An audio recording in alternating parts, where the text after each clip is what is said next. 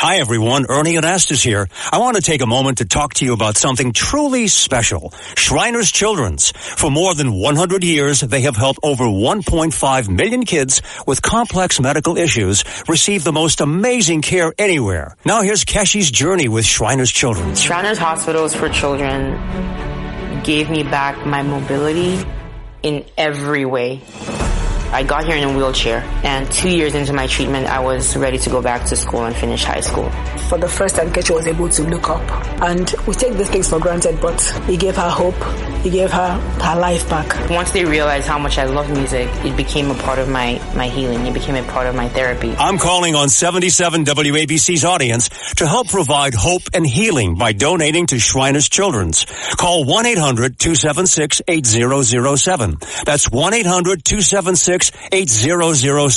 Or go online to loveshriners.org to give. Sid and Friends in the morning. 77 WABC. All right, welcome back.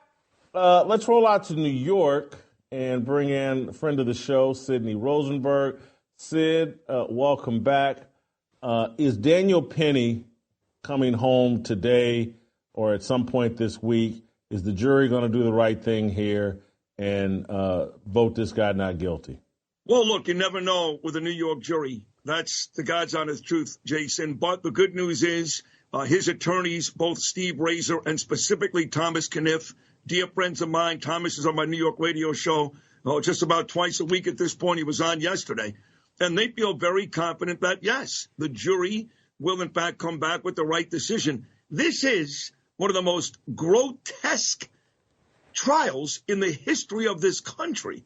I told Kniff a couple of days ago, I was convinced O.J. Simpson was guilty. I still am. The fact that Johnny Cochran did a fakakta thing with the glove and Marsha Clark and Chris Darden spent more time in hotel rooms than reading over the prosecution, O.J. found a way to get off, but he was guilty. That's how I feel about this guy. On the other side, he's innocent. This is ridiculous. Look, I'm a big, strong guy. I live in New York City. When I leave you right now, Jason, I'm going to take 2 trains. 2. And I have been in situations where I protected New Yorkers on the train. I'm going to think twice. Why would I do it? Why? So DA Alvin Bragg can bring me up on charges when all Daniel Penny did, all I'd be doing is helping my fellow New Yorkers? This is a huge travesty. It was even brought to a grand jury. So I asked Kniff flat out, I go, if in fact they come back with a guilty verdict, at that point, he's a lawyer for a long time, Jason, do you start to lose faith in the system? He didn't even want to answer that. He said, Sid, we're going to win this. I'm not even considering a guilty verdict. But I'll tell you right now, if this comes back guilty, there'll be issues here in New York. This man is a hero. He's a hero. He's innocent. And Alvin Bragg and Letitia James, the AG, they're all racist. I'm saying it. They're racist. They should be ashamed of themselves. If Daniel Penny was black and Jordan Neely was white, there'd be no case. But because this Marine hero is a white guy, New York wants to hang him. No good.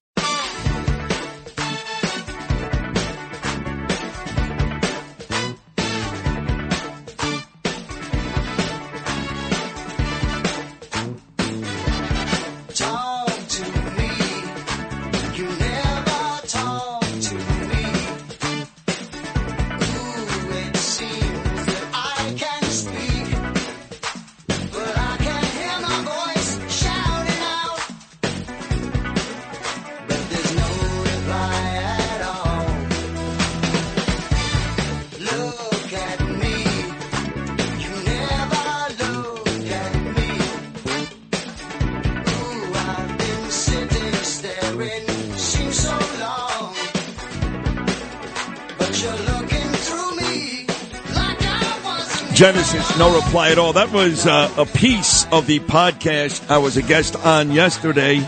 Jason Whitlock's monster podcast, Fearless. I love doing that show. I've done it twice over the last month. I tell Joe Rogan to stick it up his ass. I'll do Whitlock's show over Rogan's show any day of the week. We have a long history together dating back to his days in Kansas City as a sports reporter and when I was a sports talkie. But now things have changed for both of us. Here he is, my good buddy Jason Whitlock. Jay Whit, what's going on, brother? Sid, how are you? I'm prayerful that we're going to get a not guilty verdict today.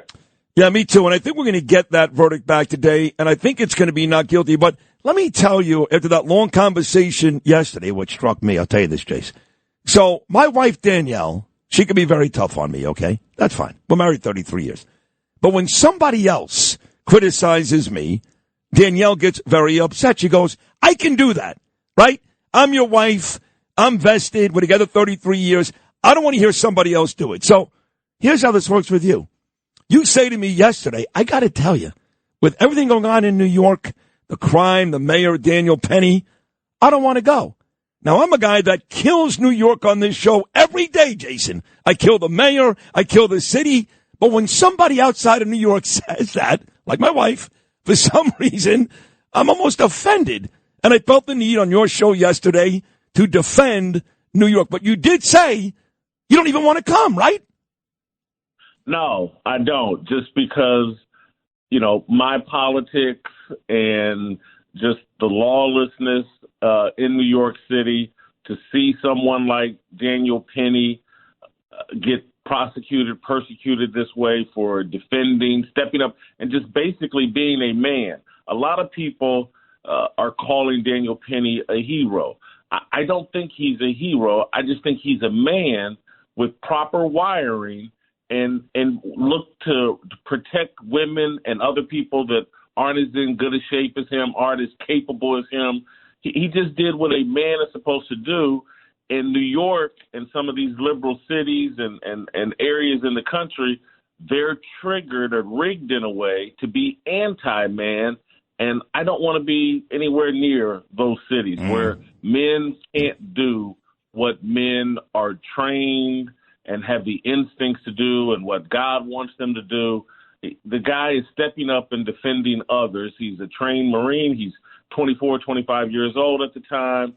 And now he's spent the past 2 years in purgatory and being persecuted for doing what he was supposed to do.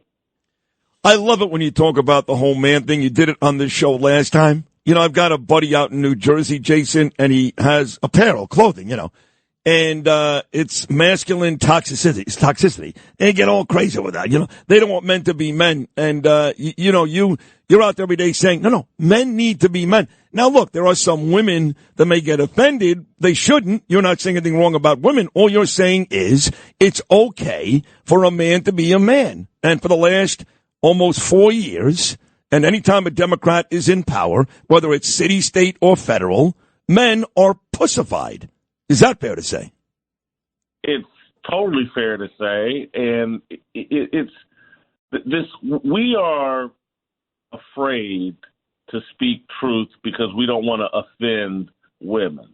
And we feel like we owe women an apology. We've been convinced by the narrative history that the left has created that, like, oh my God, men were so terrible to women. And we just owe them, because if we had treated them properly in the 1700s and the 1800s, they would be so far. They would have discovered flying and built the first airplane. They would have paved all the roads. They would have built all the skyscrapers. Oh my God, if we had just treated them properly, women would have been men. I reject all of that. And I'm not saying every man was perfect. I'm not saying everything that men did in the past was perfect and right. But on the whole, men have been very good to women. Their life expectancy is 7, 8 years longer than ours. We have traditionally taken on the dangerous jobs of, military service and discovery, and just, if you go back to the 1700s, there wasn't a long line of women saying, no, I'd rather go out here and fight the Indians. You stay home, baby. Our entire narrative is wrong. We don't owe women an apology. We shouldn't be trying to force them into roles that are better designed and rigged for men. Yep. And so I just try to tell men all the time, quit apologizing, get out of that posture, because that's what landed us here in all of this chaos. That's how we've gotten to this spot where hey, we're putting women on the Supreme Court who won't say what a woman is. Because, we owe them that. We have to put a crazy person on the Supreme Court. We have to put a crazy black woman on the Supreme Court because we owe them that. No, we don't.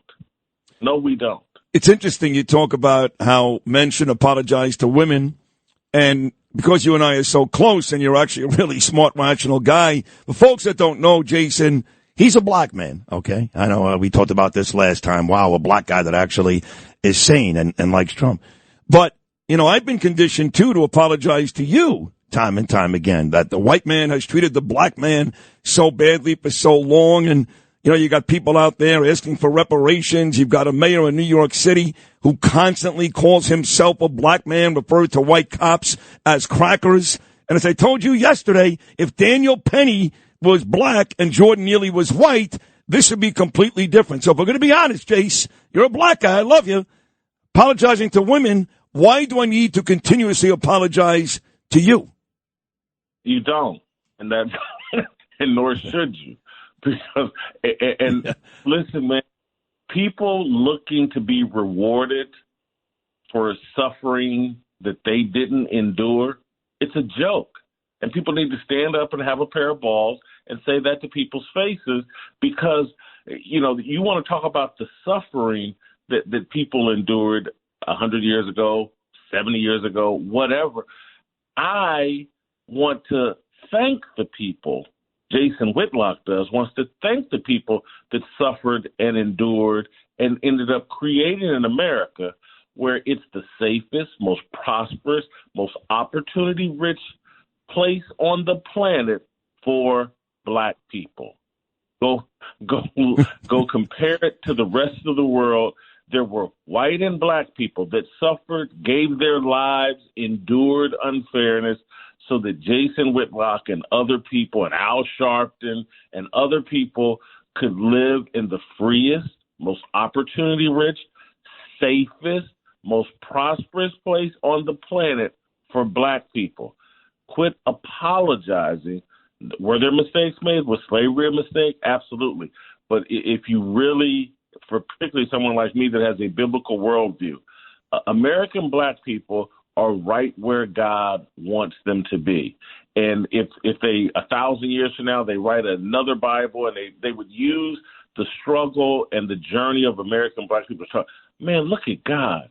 He transferred a group of people from one continent on the planet. They endured all this suffering so that their descendants could experience American freedom, religious freedom, be introduced to Christianity. I'm just sorry that the entire narrative has been told wrong. And no, you should not be apologizing. You should be, hey, man, welcome to this freedom that we all get to enjoy. Welcome to this opportunity that we all get to enjoy. Quit whining and complaining. Quit looking at the world through the lens of, what I can't do, and start looking through the lens of what I can do here in America that I can't do anyplace else. White Fearless is so popular, folks. Listen to that. That was perfect, Jason Whitlock. You know, going back to the election, he's won. Thank God our guy won. You're close with Trump. So am I. And we're both very, very happy. Black man, white man, doesn't matter. We're happy. But I know you ought to be personally offended when right before the election, weeks before, both Barack Obama and Harris went out there and basically said, hey, Jason Whitlock, you're a black guy. If you vote for Trump, you ain't black. What do you think about that? Well, for someone like myself, my identity is not caught up in my skin color. My identity is caught up in my religious faith, Jesus Christ, and in being an American citizen. These guys want to control and limit the thought and the freedom of black people by making them live up to some identity, blackness, that popular culture, Hollywood, controls. And so Barack Obama wants all black people thinking the same things. We don't have the freedom that every other ethnic group, every other racial group in America has the freedom to be conservative or liberal, Democrat or Republican.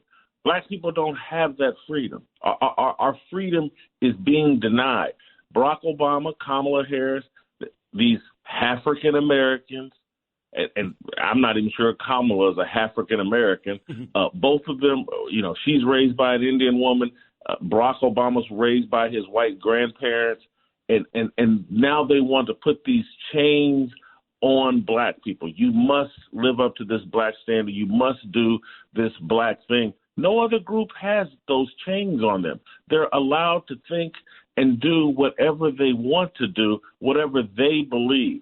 It's a mental form of slavery, and Barack and Kamala Harris are just two modern-day overseers sent around to control Negroes and what we think. It's true. And talking about popular African-American people. So there's a guy named Charlamagne the God. He's a big-time radio host. I know you know who he is, Jason. He's here in New York. And then you've got Whoopi Goldberg, who is, I guess, the host of The View. I'm not sure if it's her or Behar or Austin, but I think Whoopi is probably the face of The View. So these two yesterday, Charlamagne the God and Whoopi Goldberg, get into a fight about the Hunter Biden pardon. It's actually pretty good. Take a listen, Jason. Let me know what you think. All of the criticism is valid because, Democrats stand on this moral high ground all the time. And, they act so self-righteous. The reality is he didn't have to say anything in regards to, whether or not, his son wanted to be pardoned. He could have said, hey, man, I'm not focused on that right now. But since they were calling Trump a threat to democracy and they were saying that, nobody's above the law, but they were speaking about him, that's what they were running on. So when he kept saying things like, nobody's above the law, I respect, the jury's decision in regards to my son, he didn't believe that. But he didn't have to volunteer that lie to begin with. I'm going to stop you for a second. Uh-oh. Only because you don't know that it was a lie. We don't know why he changed his mind. You really think he just changed his mind over Thanksgiving weekend all of a sudden? No, I'm going to tell you what I think. Okay. Yeah. I think he changed his mind because he got sick of watching everybody else get over. Oh, my God. What an idiot. What an effing idiot. This is just my feeling. Because at some point you get to the place where you just go, so I'm just going to follow the straight and narrow always, because that's what's expected of Democrats. But that's their fault. They're the ones that go out there and they stand on this moral high ground. Listen, they don't have to do that. I'm a Democrat. Tell me what the moral high ground is. The moral high ground is nobody's above the law. I respect what the jurors are saying. He don't have to do that. So we're mad at him because he changed his. Oh, no. By the way, I'm not mad at him pardoning Hunter Biden. You sound like you're mad. No. Okay. Wow. Take advantage of the exclusive holiday offer at Panorama Optical. Enjoy 15% off prescription glasses. And with every $500 spent on glasses, receive a complimentary pair of frames. Absolutely free. Don't miss this limited time deal running until January 1st, 2025. For eyeglasses, contact lenses, and to put your life in focus. Visit 241 Broadway in Lynbrook, New York, or call Panorama Optical at 516-341-0297 to schedule your appointment today. 516-341-0297. All right, so your thoughts. It's amazing how Democrats, Jason Whitlock, just can't admit that they're wrong or that they lie. They can never do that. Sid, they're so self-righteous and fraudulent about their righteousness. Democrats, they always take the high road. They always do the right thing, except when they loot and burn down cities, except when they protest and turn violent and raise bail money for people that are out looting our cities and burning down neighborhoods. Kamala Harris was part of a group that was raising money during the summer of St. George Floyd, who was just another law-abiding citizen who ingested enough fentanyl to kill Secretariat and Seabiscuit. And, he's one of the greatest human beings ever. He's the Martin Luther King of the modern era. Right. They always take the high ground. They're always so righteous. They play by all the rules. The Democrats invented the KKK. That was their enforcement arm before Antifa and Black Lives Matter. The Democrats on the high ground. A group of people whose political platform is almost entirely based on abortion, the murdering of babies in the womb, they always take the high ground. They can miss me with all of that. Hard to argue any of that. So on the way out, Jason, let's go back to sports where you and I started together in Kansas City about 25 years ago. There is a huge NFC North matchup tonight. That's the best division in football. 11-win Lion team in that division, 10-win Viking team, 9-win Packer team. And tonight, Jordan Love, I love this kid, Jordan Love, and Green Bay goes into Detroit. Now, the Lions win. Then you continue the narrative. The Lions are the best team inside the NFC and maybe the best team in football, even though Mahomes is also 11-1 and has won 2 consecutive Super Bowls. If Green Bay goes into Detroit tonight and wins, that may change a lot of what people think about the landscape of the National Football League. Your thoughts? No, I disagree in terms of changing the landscape. I think these are 2 very good teams. I think this will be a fourth-quarter game, final possession game, and it will just be an indication of, like, the NFC North is clearly the best division in football. It's loaded. From the Lions, the Packers, and the Vikings. I mean, I think the only other division you can compare, and you're right, it's not as good, would be the AFC West, where you got the Chargers, Broncos, and Chiefs. Yes. And so I don't think there's going to be a power shift. I think the Lions are the best team in football. I'm a Kansas City Chiefs fan. I've watched every Kansas City Chiefs game. We could be just as easily 6-5 as we are, or 6-6, or what are we, 11-1? Yeah. Yeah. The Chiefs have been a bit fluky. The Lions are the best team in football. I don't think what happens tonight changes that. It would just be an indication that, hey, Green Bay is nearly as good, and that the NFC with the Packers and the Lions and the Vikings is probably the NFC is the side of football, the conference that's going to produce the Super Bowl champion this year. I think, I'd like Buffalo and what Josh Allen is doing, but for my money, what I've seen this year from the Lions, I'm done doubting them. I'm done doubting Dan Campbell. Now, is Dan Campbell capable of having a coaching blow up and do something silly and cost them the game tonight? Yes, but I'll still be thinking that the Lions, particularly, they're doing this without their best defensive player, Aiden Hutchinson, who they lost early in the season, their top pass rusher. But this to me, Sid, is in the history of Thursday Night Football, this is my favorite game. Yep, I agree. I love both of these teams. This will be a great test for Jordan Love.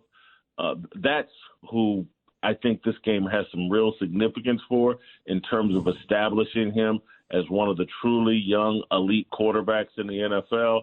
If he plays well tonight, if he doesn't play well, it'll be like, hey, it's because it's like C.J. Stroud, the other young quarterback for the Houston Texans that everyone thought is the next great. He's kind of backed up this year. This, to me, is a game where I'm going to be super focused in on Jordan Love and make a decision in my own mind. Hey, is he on the same level or moving to be on the same level with Josh Allen and Lamar Jackson and Patrick Hunt, a real MVP-type candidate year in, year out? I think we find that out tonight. That's fair. I think we kind of found out last year when he went to Dallas and killed the Cowboys in the playoffs, but that was last year. Yeah, everybody beat the Cowboys. No, you're right about that. Jason, it was great being on your show yesterday. Quite an honor. And you returned the favor with a magnificent appearance on my show this morning. Always great catching up, buddy. Thank you so much. Thank you, Sid. Love it. Love you, man. Jason Whitlock right there, folks. Check out his great podcast, Fearless. You're going to love it. I promise you that. Jason Whitlock.